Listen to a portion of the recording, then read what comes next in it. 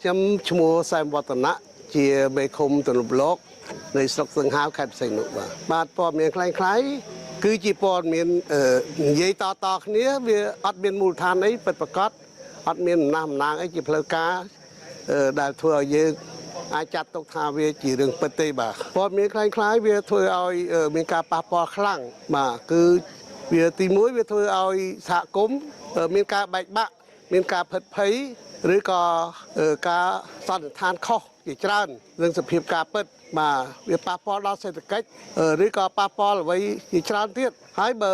កាន់តែធ្ងន់ធ្ងរគឺប៉ះពាល់ដល់សន្តិសុខប្រទេសជាតិបាទខ្ញុំគិតថាប្រជាពលរដ្ឋយើងត្រូវតែ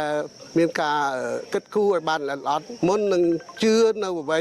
ដែលយើងបានឮបានឃើញពីព្រោះសម័យនេះគឺជាសម័យបច្ចេកវិទ្យាទំនើបវាធ្វើឲ្យយើងមានការភ័ន្តច្រឡំច្រើនបើសិនជាយើងខ្វះការពិចារណាអញ្ចឹងសូមឲ្យ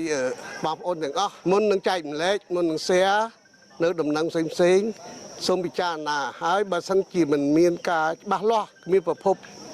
អំណាងពិតប្រាកដយើងកុំអាចចែកម្លែកព័ត៌មាននោះបាទហើយជាពលរដ្ឋយើងម្នាក់ក៏អញ្ចឹងដែរយើងត្រូវតែពិចារណាឲ្យបានល្អិតល្អន់មុននឹងសម្រេចចិត្តត្រូវជឿឬក៏ត្រូវផ្សព្វផ្សាយបន្តឬក៏មិនបន្តបាទសូមអរគុណបាទនិយាយថាទេចំពោះព័ត៌មានខ្លាំងៗ